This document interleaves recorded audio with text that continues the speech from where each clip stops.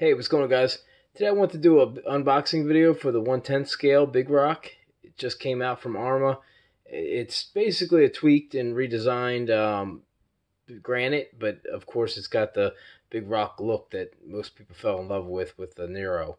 So I'm excited to get this thing out the box myself. I'm a Nero Big Rock fan. I went out and grabbed myself a Big Rock a couple years ago, and I loved it. Other than some of the issues I had with the version 1, so they changed some of the stuff in version 2, made the motor access and things like that a little bit better, and I'll probably pick up one of those later on to kind of rehash it. But there's my old body, and you can see it's almost the size of the box.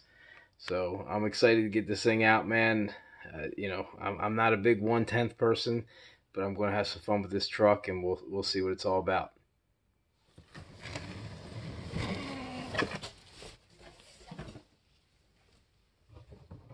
That's how it comes packaged in there. Thing really isn't going to go anywhere in shipping. I was kind of hoping that the remote was over here and the truck was that long, but it seems like it's going to be standard 1/10 smaller scale here, but that's going to be alright with me.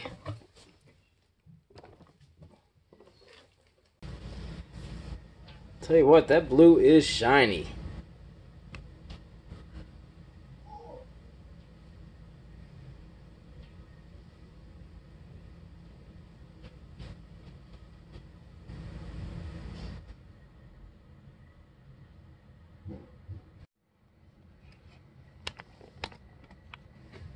There you go.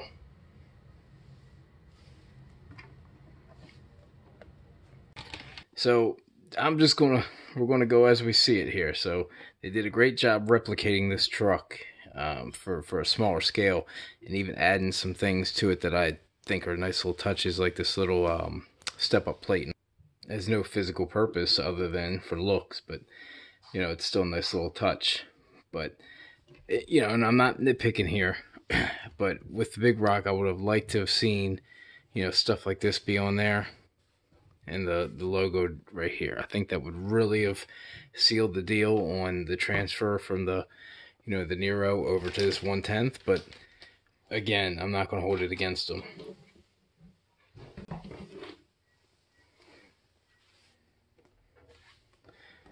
So anyway, it's got an Arrma. They're excellent with their bodies. I mean, they got some of the best bodies on the market stock. Whether it be the thickness, the colors, the layouts, the styling. They got really good design people, especially with like the Italians and all. But they're always super thick, and they always are reinforced.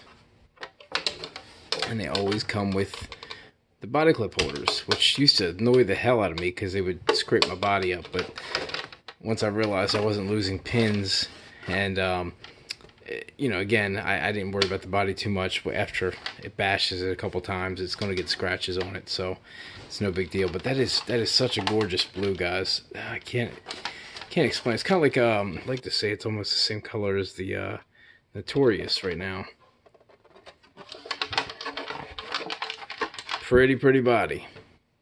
Body sold the truck for me. I wasn't interested in the granite. I was definitely interested in the Big Rock. The tires are replicated 1/10. I wasn't a huge fan of the Big Rock tires, in general, just the way they felt, the way they handled, the way they ballooned. The offset, they hug the body a lot. It seems like these do this, but they do have a little more offset. I can tell by how deep they are, but so these do have a little more offset, but they still give that look. So that, some people like that, some don't. I'll probably keep it this way just because, it's more for the nostalgic purpose of the Big Rock for me than it is about changing out tires and all. I may do that. We'll see. Who knows? So the truck is well built. The granite's very well built. The brushed model had, some cheap things that they've done to it that they've fixed in the granite version, and then as well, I think they've even did a little bit more with this one. I know they put this center high-speed mount in, which I don't think is on the granite, but I could be mistaken. So, but that's a very nice piece right there that just keeps it all spinning nice and easy. Gives you a third connection piece for a truck that doesn't have a center diff and has that long, which is very long, has a long chassis. And it's actually, I'm gonna have to do some size comparisons, but it's actually a very long chassis. Not getting a chance to hold the actual granite in my hands. I've never had a chance to really compare them size wise, but I can just tell by looking at this and seeing the spacing and things, it's a very long chassis. So it's larger 1/10. That's a good thing for me. It's the BLX, what is it, 3200 kV. It's a 100 VXL 100, so 100 amp ESC. It's got a 80 ounce torque, or 80 ounce servo, which is plenty for a truck this size. They have the upgraded turnbuckles, which again, only going for the brushed models that didn't have that.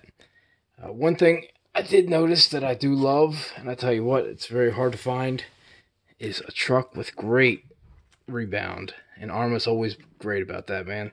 All their trucks, it feels really good. I mean, this thing out the box, there's no sag. I mean, like it doesn't even want to like stay down, which I love.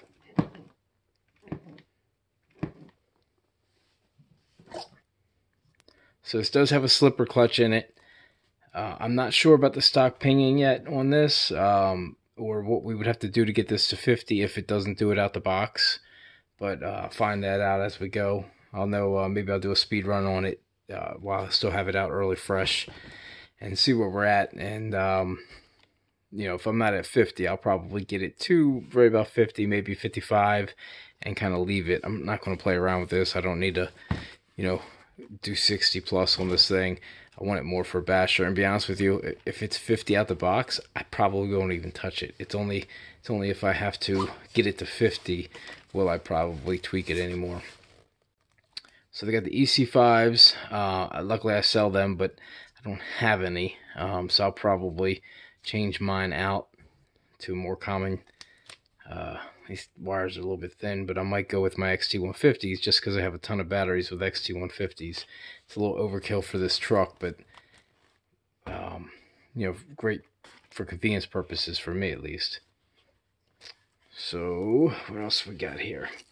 Oh, the layout for this thing, it's a very simplified. I was looking at it for the granite. It's a very simplified chassis to break down as far as working on it. So you got all your screws, the whole front and rear end come off of it. The diffs, I know the diffs are very accessible. Should be just a matter of taking off a couple screws here, and you can have the whole diff in your hand. But we'll play with that as we go as well. Just really wanted to get the truck out and take a look at it and feel it and see what it feels like. Guys, it's a solid truck, man. It's a very solid bottom chassis. It's got the nice Arrma writing on the bottom of it. Be all scratched up by the time I'm done with it. But it's a nice larger scale 1/10. And these are a little flimsy, but that's all right. I'm not a fan of these. I do think that's what's giving this chassis a lot of strength. Besides the honeycombs, is these just they wind up catching dirt and dust. But I like a flat chassis a little bit better myself. But it's nothing you can't pick up and dump out. I just like to clean my trucks up a lot, and getting down in some of these areas sometimes is a pain in the butt. You never really ever get the dirt out of them, especially stuff like that. But again, I'm not going to fault it on it because it does feel like a very solid truck. I mean, the arms on this thing, I mean, they're pretty beefy. They're not very thick, but they're definitely, they have a lot of plastic to them right here. A lot of plastic, so that's a good thing. So they should hold up very well to bashing. And we're going to hit the ramps with it a couple times, of course, and we'll test that out as well. Shock towers seem very, very stiff. I can't even budge them. That's good. It's just plastic, nothing special. Does not look like adjustable. Are these adjustable? No, not adjustable, but they're probably... Yeah, they give you the retainers and things in the box here, as well as the little hand wrench to take off the 12 millimeter. I'm sorry, the hex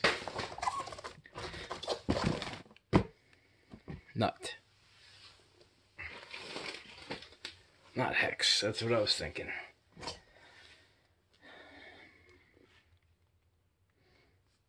No limit on the battery. Huge bonus. I like my Fat Pack 3S's, so that will fit in there very nicely.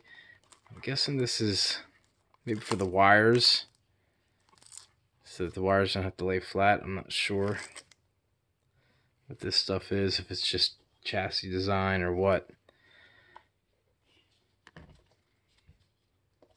Huh. This is pull.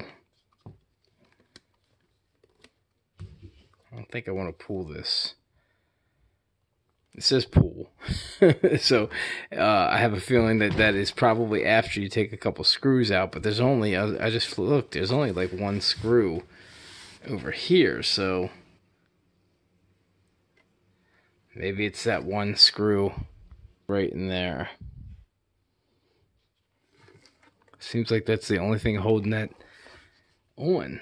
And it looks like it also, nope, doesn't. I thought it connected to the chassis. So one thing I'm seeing on this, guys, I don't know how well the drivetrain is, but if this is a 3660, then you could probably, man, you could almost get a 74 on there. But this piece here overhangs. It seems like it would, anything longer, I mean, that, man, that stinks. Because you could almost, like in my Pro line, I have that 74 millimeter motor in there, and I'm not sure if that would fit in there without hitting that. Man, look at that.